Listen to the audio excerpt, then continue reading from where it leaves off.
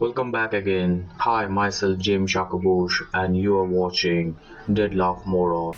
Hi, and myself Toby. So, without wasting any time, let's get started with this. And so, this time we are recording the video in English because we decided to reach out to a global audience. A few days ago, I questioned a doctor. I don't want to take his name. The question was very simple and straightforward.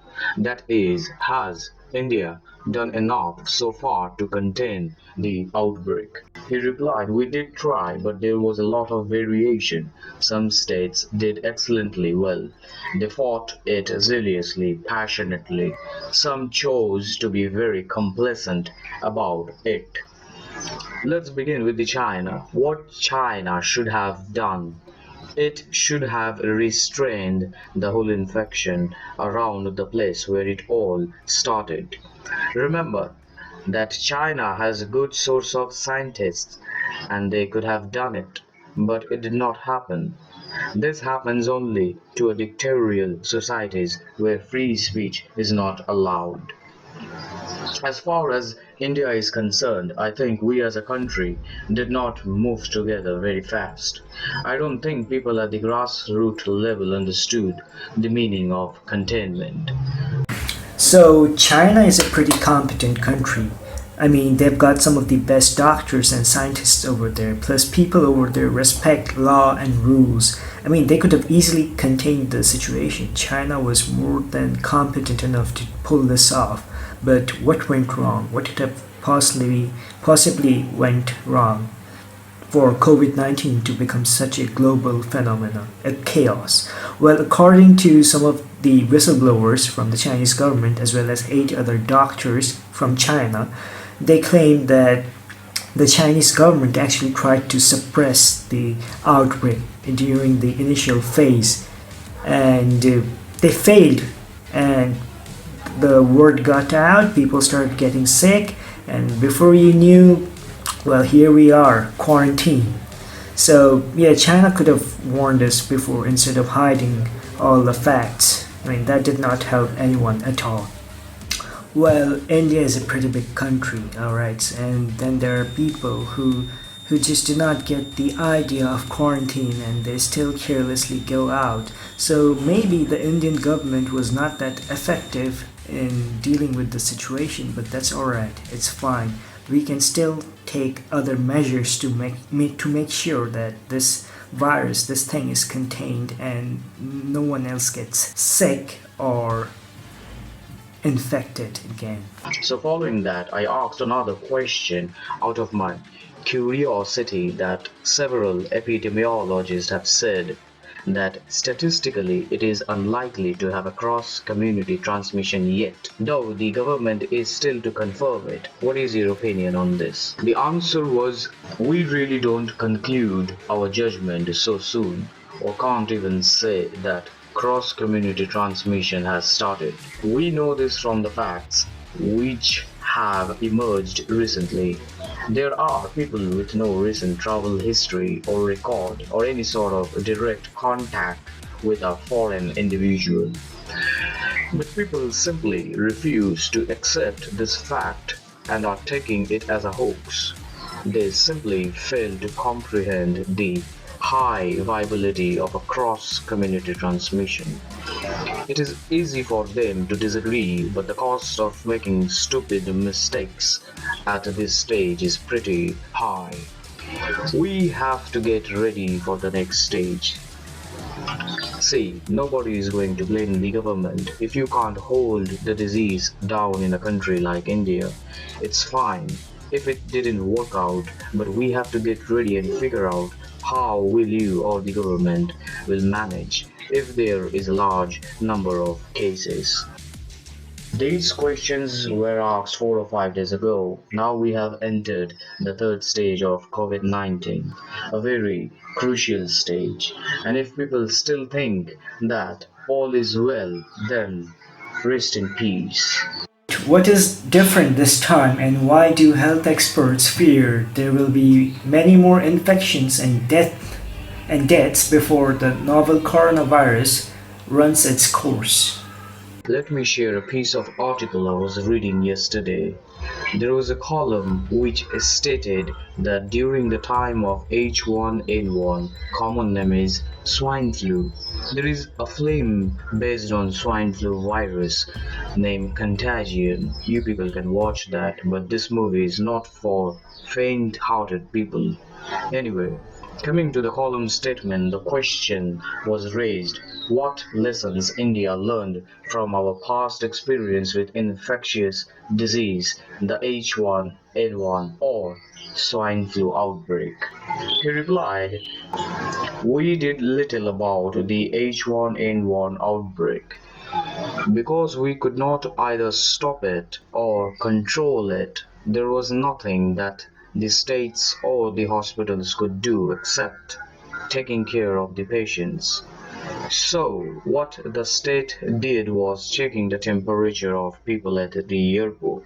The goal was to prevent H1N1 from entering India. But it was obvious to everybody else in the world that it was not possible. The comical part was even after the pandemic struck India and the first wave settled down, the government still had men with machines in the airport measuring temperature. We could not do anything as drugs were not working and the transmission was so fast, nothing could be done. By the time the vaccine came through, the first wave had gone. H1N1 ran its course and settled down on its own, not because we did anything or because of government orders. Following that, the second Q&A was, what is different this time? And why do health experts fear there will be many more infections and deaths before the novel coronavirus runs its course? First of all, in the case of swine flu, the time between the infection time of an infected person and the infection time of their infector, that's called generation time, was much shorter, less than a day. In the case of new virus, it is longer, probably around 3 days. Second, in the case of swine flu, most infection took place within the first 2 days of the virus entering the host, and no infections after the fifth. COVID-19 seems to have a little more infectivity rate over a longer period of time. The subclinical infection rate, people who are getting infected but not showing manifestations, in H1N1 was 20%. For COVID-19, the best estimate that has been recorded from China is 50%. So half the people that get the infection may not even know that they are infected. The million-dollar question is, can they take part in the transmission process? The reply was, we do not know yet. On the other hand, Asia's third largest economy moves to shut borders and close down businesses has also sparked fear of an impending recession. India's equity market witnessed massive sell-off tracking their global peers. And on 31st March 2020, our India's financial market stumbled down. Alright, so why are we making all these videos? What possibly are we trying to accomplish over here? Well, you see, you are currently at home right now, so we thought this is a good opportunity for us to provide you some insights, or rather to arm you with some insights, because the more you know, the more educated and better choices you will take. Alright, and the second reason is that, well, we want to stop this virus as soon as possible. Alright, we don't want it to come back again for a second time. We want to get rid of it for good. Okay, so yeah, if you like this video, please consider giving it a thumbs up. That will help us, and try sharing it as much as possible, because it will spread awareness, and it will be even ultimately good for the country, I guess. Also, if you like our content, please consider subscribing, because we put the most delicate trends in front of you. Alright, so please consider subscribing to our channel because we try to put the latest trends in front of you. Alright, so anyways, we have made it to the end of the video, so let's just get going. Before ending this video, my question is to the world leaders and the brains who are working their arse off to deliver fruitful results. My question is, apart from lockdown, which I wholeheartedly support, is there any other practical, feasible solution within the capacity of India and world to regulate now, without having any second thoughts? Because exponentially the infection is rising due to the negligence of the people. Why not blame both? Open your news channels and see the governance and the appeasement policies running in this time in the name of religion, and whatever the reason is. I say why? Why you all are letting every religion practice their religious rituals in this outbreak? Why? Why are we letting these people practice their religious rituals out there in the open during times like this? This just does not make any sense. They're breaking the law. Something must be done. I mean, that's pretty stupid in the first place. Zero tolerance policy should be there. Close all institution and celebration. If it's a lockdown, then a lockdown should be applied for all. So as a citizen of Republic of India, I seek the truth. I hope it will be answered someday, but don't be late. Remember, the leaders of India are trying the best, and the world too, especially the United Nations. Hence a message to my fellow social media moguls, whose post I came across. I don't want to take his name out, don't want to disclose his identity either. But there is a strong message I am lefting for him. Listen, chump, if there is no people left in this world, then what is the point of admiring the pleasant environment and posting stuff like Earth is healing, humans are the virus, if you are not alive to live it?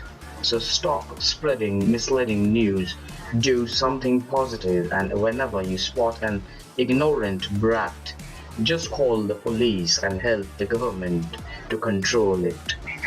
Be vigilant but from home, survey but from home. So please let us know what you guys think down there in the comment section. We would love to hear from you. Till then, stay tuned, stay happy, and most importantly, stay at home. Thank you. Till then, stay tuned, stay happy, and for now, stay at home only.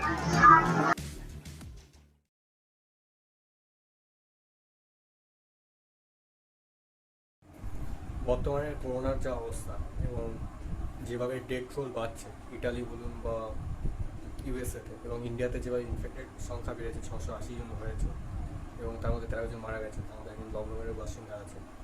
আমার যেটা মনে হয়, এই post corona period মানে corona এখন eradicate হবে, তারপর যে জিনিসটা সরকার বা জনসাধারণের নজর রাখা উচিত সেটা হচ্ছে লিটারেসি রেটের দিকে। এই কারণে যতই সংখ্যা তথ্য অনুযায়ী ভারতের লিটারেসি রেট হচ্ছে 72.48% এবং ওয়েস্ট বেঙ্গলে 76%। আমার মনে হয় না এই লিটারেসি রেটটা হচ্ছে কাগজে কলমে বা ডিগ্রি সার্টিফিকেটে সীমাবদ্ধ থাকা উচিত, প্রকৃতভাবে শিক্ষিত হওয়া উচিত। কারণ এই কারণে লকডাউন বলুন বা কারফিউ চলাকালীন লোকজনকে আমরা দেখছি রাস্তাঘাটে ঘুরে বেড়াচ্ছে, মোড়ে মোড়ে তাদের দাঁড়িয়ে জটলা পাকাচ্ছে, যাতে মাস গ্যাদারিং যাতে না করা, এই জন্য কারফিউ এবং এগুলো জারি করা হলো, কিন্তু আলটিমেটলি লোকজন কিছুই মানল না। তো আমার মনে হয় এই জন্যই শিক্ষাগত যোগ্যতার দিকটা একটু নজর রাখা উচিত, কারণ প্রকৃত শিক্ষা হওয়া উচিত। আমি মনে করি মনন এবং আধুনিকতাটা হওয়া উচিত, সেটাও মননে, পোশাকে আশাক এবং চলাফেরা। আর লিটারেসিটা এই জন্যই দরকার কারণ সোশ্যাল মিডিয়া প্ল্যাটফর্মগুলোতে প্রচুর ফেক নিউজ চালাচ্ছে, যেটা লোকের মধ্যে আরও প্যানিক তৈরি হচ্ছে। এই জিনিসটা বন্ধ করার জন্য লিটারেসির দিকে একটু নজর দেওয়া উচিত, কারণ অ্যাটলিস্ট লোকজন যাতে ফ্যাক্ট চেক করে বা গুগল করে দেখে না আদৌ খবরটা কতটা সত্যি, তারপর হয়তো শেয়ার করা উচিত। কারণ শুধু সে নিজে নয়, অন্যদেরও বিভ্রান্ত করছে বা প্যানিকের মধ্যে ফেলে দিচ্ছে অনেক সময় ফেক নিউজ। তো টেক স্যাভি বলুন অথবা ডিজিটালি লিটারেট বা ডিজিটালি ইলিটারেট যাই হোক না কেন, অলওয়েজ চেক ইউর ফ্যাক্ট, এটাই আমার বলা উচিত।